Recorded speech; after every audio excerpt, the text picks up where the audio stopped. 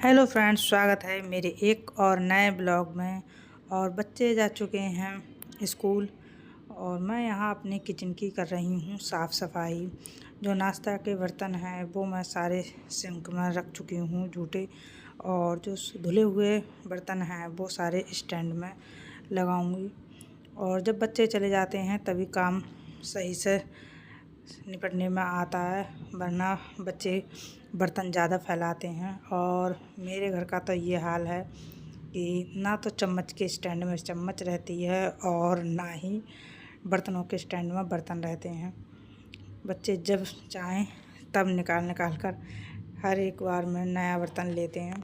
और मैंने यहाँ रात को भिगो दिए थे उड़द राजमा। आज मैं उड़द राजमा बनाने वाली हूँ, जो कि बच्चे कह रहे थे कि मम्मी हमें आज उड़द राजमा खाना है। तो मैं किचन साफ़ करते हुए मैंने उनको देखा और उसमें पानी बदला। उनको साफ से धुल रही थी। अगर 2-3 बार उसका पानी ना बदलो तो राजमा की थोड़ी सी महक आती है। और यहाँ पर मैं अपनी गैस साफ़ कर रही थी, और मेरी आदत है गैस को हमेशा साबुन से ही साफ़ करती हूँ, क्योंकि सब्ज़ी छोंको या दूध वगैरह जब उबालते हैं तो वो गैस पर थोड़ा बहुत अगर निकल जाता है या सब्ज़ी के छींटे आ जाते हैं तो वो चिकने हो जाते हैं। तो इस वजह से मैं हमेशा ही उसको उसी से साफ़ करती हूँ। और आप इस कपड़े को मत देखना, क्योंकि गैस साफ़ करने वाला जो कपड़ा होता है वो थोड़ा बहुत पीला पीला सा हो ही जाता है। मेरे पास टावल भी हैं छोटे छोटे, लेकिन उससे सही से साफ़ नहीं होता है। और ये है बनियान का कपड़ा, इससे बहुत अच्छी तरह से साफ़ होते हैं, तो मैं इसी को यूज करती हूँ। टावल भी मैंने मंगाए थे ऑनलाइन, लेकिन मुझे समझ में नहीं आए, और मैंने नई बनियान होती है उसी को यूज में ले लेती हूँ। मुझे यही अच्छी लगती हैं, तो मैं नई बनियान भी ले आती हूँ, मुझे इसका कपड़ा पसंद है। और फिर जो बचे हुए बर्तन थे उनको मैंने साफ़ किया था। ये बहुत ज़्यादा तो नहीं थे, लेकिन जितने भी थे वो मैंने सारे बर्तन साफ़ करने के बाद, और फिर मैं आई अपने कमरे में बेड शीट बदलने के लिए, क्योंकि आज है बुधवार और कल है बृहस्पतिवार, तो कल कपड़े नहीं धुले जाएंगे। और मेरे बच्चे हैं छोटे, तो बेटी तो ज़्यादा ही छोटी है, तो वो ज़्यादा कपड़े गंदे करती है। चादर है, बेड शीट है, और गंदे पैर लेकर चढ़ जाती है। तो उसी लिए मुझे जल्दी जल्दी 4-5 दिन के अंदर ही बेड शीट बदलनी पड़ती है। तो मैं कल ना बदल कर, अगर मैं कल चेंज करती तो मैं धुल नहीं पाती, तो फिर वो ऐसे ही रखी रहती। इसलिए मैंने आज ही इसको बदल दिया। और मेरे गद्दे हैं एक तरफ फोम के और दूसरी तरफ जूट के, तो इनको सरकाने में होती है मुझे बहुत ज़्यादा परेशानी। तो मैंने इनको बहुत मशक्क़तों से, मेरी उंगली भी दब गई थी, और खिसकाने के बाद में तब मैंने चादर बिछाई अच्छी तरह से। और दूसरी तरफ है दीवार, तो सही से चादर बिछने में नहीं आती है, क्योंकि रूम थोड़ा सा छोटा है मेरा, तो इसी वजह से सही से चादर नहीं बिछने में आती है, ज़्यादा मेहनत करनी पड़ती है। अगर उधर भी थोड़ा सा गैप होता तो अच्छे से दब जाती। तो यहाँ पर मैं अपनी बेड शीट बदल चुकी हूँ, और फिर मैंने गद्दों को अपनी जगह पर खिसका दिए।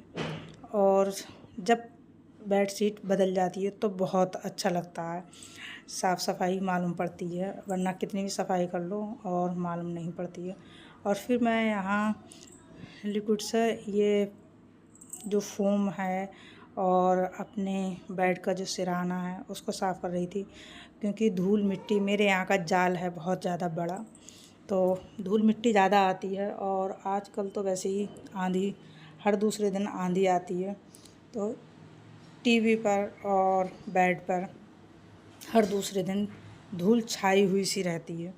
तो यहाँ पर मैं थोड़ी सी डीप क्लीनिंग कर रही थी, क्योंकि मुझे एक दिन का गैप लगेगा, मैं कल नहीं करूँगी, तो आज ही सही से कर रही थी। तो और बेड वगैरह है, और बेटी छोटी है तो वो हाथ लगा देती है या पेन चला देती है, तो मुझे यहाँ लिक्विड का प्रयोग करना पड़ रहा था, क्योंकि पेन वगैरह और पेंसिल के दाग थोड़े से पड़ गए थे। तो ये मैंने यहाँ पर सारी साफ़ सफाई की, और फिर मैं आई बरामदे में। यहाँ पर मुझे करनी थी धुलाई, क्योंकि हमारे जो मकान के सामने मकान है उसमें चल रहा है काम, तो बहुत ज़्यादा रेता वगैरह आ रहा है, तो उस आधी मुझे धुलाई ही करनी पड़ती है। बच्चों के पैर से और अंदर आ जाती है धूल और रेता वगैरह, तो थोड़ी मुझे धुलाई करनी पड़ रही थी। और बाकी कमरों में और दूसरी जगह पर मैं लगाऊंगी पोंछा, लेकिन टंकी जाए उससे पहले मैंने सोचा क्यों ना मैं पहले यहाँ पर धुलाई कर लूँ। तो मैं यहाँ पर अच्छे से धुलाई कर रही थी। अगर धुलाई ना करो तो कितना भी अच्छे से पोछा लगा लो आप, लेकिन रेता ज़रूर रह जाता है। तो इसी वजह से मुझे धुलाई करनी पड़ रही थी और धुलाई में टाइम भी थोड़ा ज़्यादा लगता है। फिर यहाँ मैंने लगा दी थी मशीन, और यहाँ पर एक साइड मेरे मशीन में कपड़े धुलते रहेंगे। पहले मैं डालूँगी बेड शीट, क्योंकि पहनने वाले जो कपड़े हैं वो धुलूँगी बाद में। मेरे नहाए हुए भी कपड़े बाद में रहेंगे धुलने के लिए, तो इस वजह से आज मैं थोड़ा सा उल्टा काम कर रही हूँ। पहले बेड शीट धुलूँगी, उसके बाद बच्चे का अपने स्कूल बैग डालूँगी। तो यहाँ पर मेरी पहले बेड शीट धुलती रहेगी और मैं साथ ही साथ लगाती रहूँगी पोंछा।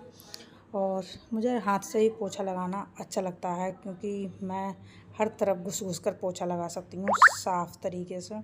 तो यहाँ पर मैंने बेड के नीचे, दरवाजे के पीछे और सारी जगह पर बहुत अच्छे से पोंछा लगा लिया था। और फिर मैं आ गई थी नहाकर, और मैंने आज ही बाथरूम, लैट्रिन वगैरह सब धुले थे, तो धुला था आज सिर।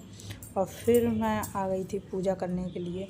और जब मैं पूजा करने आई थी तो मेरा मन बहुत अच्छा लग रहा था मुझे, और फिर मैंने यहाँ पर पूजा कर ली थी। आप भी दर्शन कर लीजिए। और आ गई थी किचन में। नाश्ता मैं आज करूँगी सिर्फ खरबूज का, क्योंकि मेरे यहाँ बने थे आज पराठे और मुझे पराठे वगैरह नहीं खाने थे, तो थोड़ा सा मैंने आलस दिखाया। तो दलिया नहीं बनाया था अपने लिए, वरना मैं दलिया खाती। तो मैंने यहाँ खरबूज खाया था। और उसके बाद में मैंने उड़द राजमा उबलने के लिए रख दिए थे। ये मैंने रात ही भिगोए थे। तो यहाँ पर मैंने पहले उड़द राजमा रखे थे बनने के लिए, क्योंकि इनमें लगती है बनने में देर, और बच्चे आए स्कूल से उससे पहले मुझे ये बनाने थे। और यहाँ पर मैंने हल्दी, नमक, मिर्च और खाना सोडा थोड़ा सा 2 चुटकी भर डाला था। और ये अब उबलते रहेंगे स्लो गैस पर, और तब तक मैं इसके छौंकने का सारा इंतज़ाम करूँगी। और जब भी ये फ्राई करूँगी तो इसमें मैं सरसों का तेल यूज करूँगी।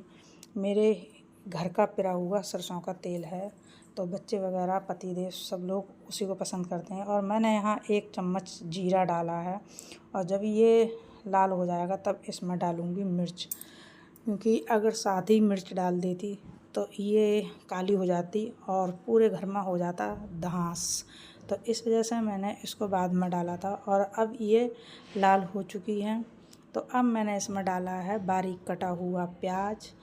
और जब प्याज मेरा डीप ब्राउन कलर का हो जाएगा तब मैं इसमें डालूँगी टमाटर। अब यहाँ मेरा प्याज भी पक चुका है, और स्लो गैस पर ही मैं अब डालूँगी टमाटर। और टमाटर मेरे जब पक जाएंगे उसके बाद में मैं डालूँगी हींग। और मैं यहाँ धनिया पत्ती और मिर्च नहीं डालूँगी, क्योंकि मेरे बच्चों को पसंद नहीं है।